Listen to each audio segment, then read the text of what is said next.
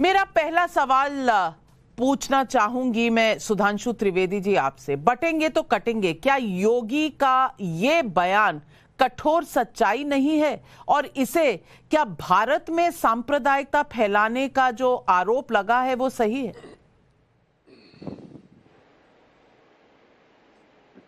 देखिए, ये कठोर सच्चाई नहीं, कठोर और दर्दनाक सच्चाई है। मैं पूछना चाहता हूं, आज जात बिरादरी के नाम पे जो लोग राजनीति करने की बात करते हैं, तो 70 से 75% SC ST OBC तो भारत के हर हिस्से में थे। आज के बंगाल में थे तो बांग्लादेश में भी थे। तो जो यानी पश्चिम, उस समय पूर्वी बंगाल था 80 साल पहले, कहां गए वो 75% SC ST OBC कहां गए? कट गए ना, या कन्वर्ट हो गए? दो ही तो हुआ। तभी तो 32% से 7% तक आ गए। तो 32% में तो 75% तो SC ST OBC थे, यानी 25-26% कहां चले गए मेरे भाई?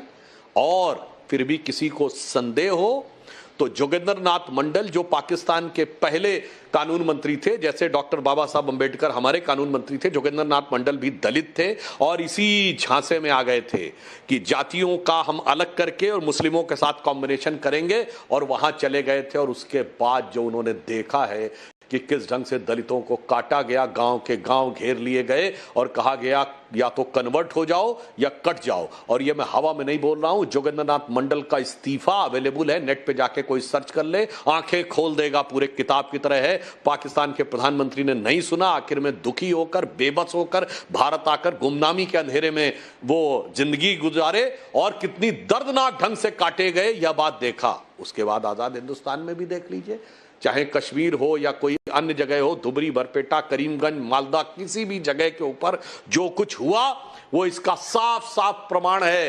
ये एक राजनीति है जिसकी तरफ योगी जी ने संकेत किया है कि एक समाज को तो फिलिस्तीन और हमास तक जोड़ के रखना है और दूसरे से कहना है बांग्लादेश तो छोड़ो।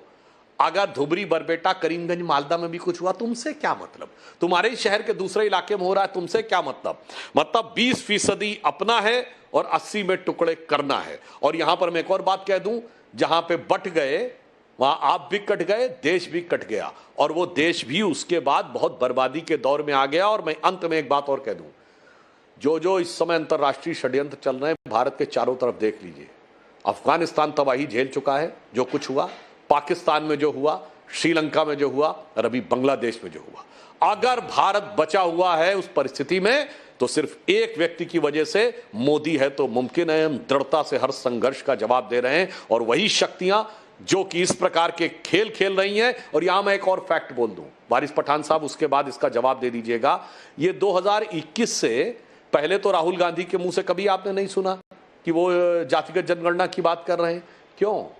क्योंकि जॉर्ज सोरेस की ओपन सोसाइटी फाउंडेशन और फिर हेनरी लुइस फाउंडेशन, उसके एक मिस्टर क्रिस्टोफर जेफरलेट हैं, जिन्होंने बाकायदा प्रोजेक्ट शुरू किया कि कास्ट सेंसस पे इंडिया में जोर देना है और इसके लिए हिंदू मेजॉरिटरिज्म को बहुत बड़ी बात आपने कही सुधांशु त्रिवेदी जी। लेकिन वारिस पठान साहब, ओवैसी साहब कहते हैं कि योगी बौखला गए हैं। मैं पूछना चाहती हूँ, बौखलाया है कौन?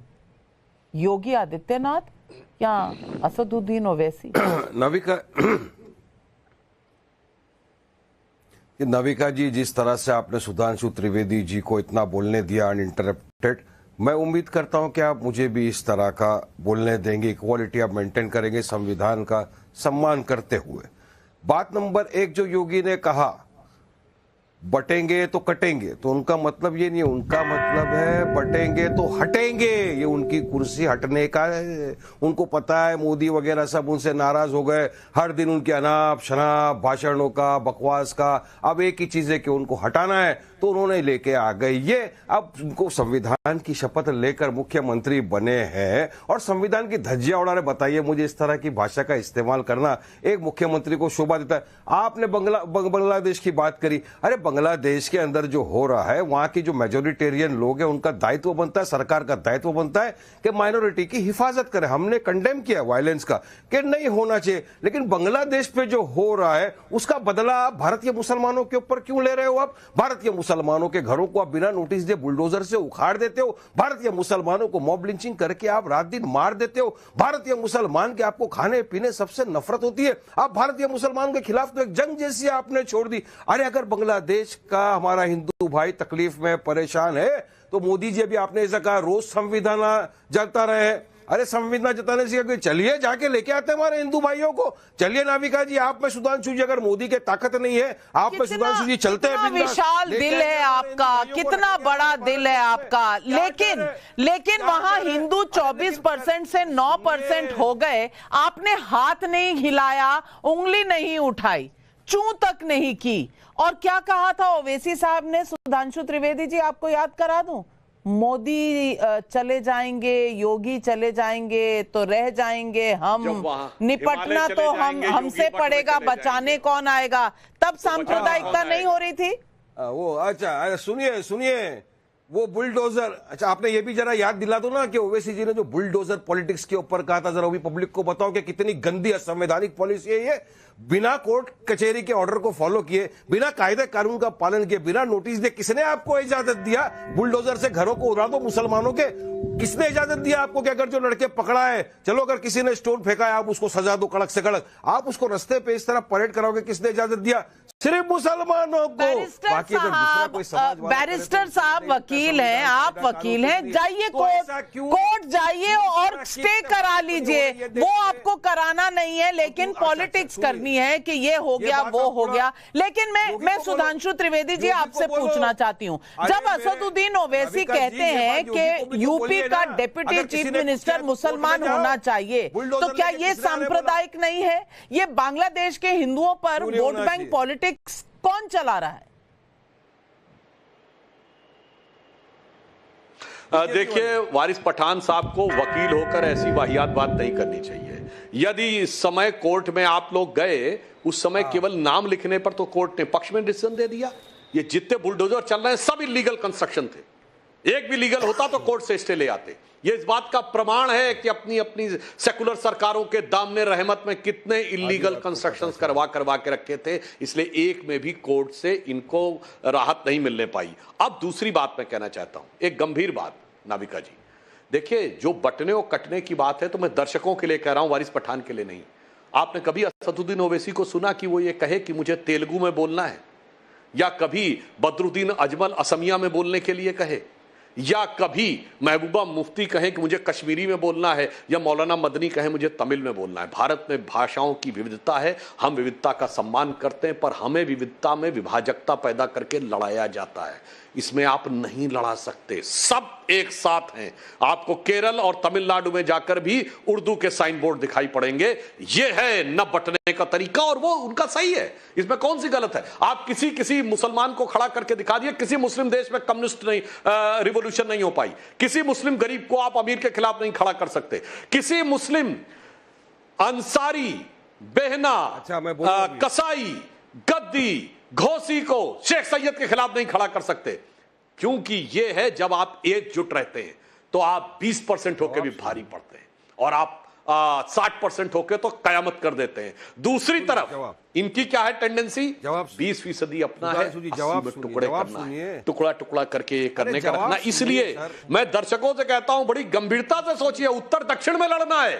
कर्नाटक के मुख्यमंत्री मंत्री ने कहा था, डीके सुरेश ने, कि हम ज्यादा टैक्स देते हैं, हमें अलग हो जाना चाहिए।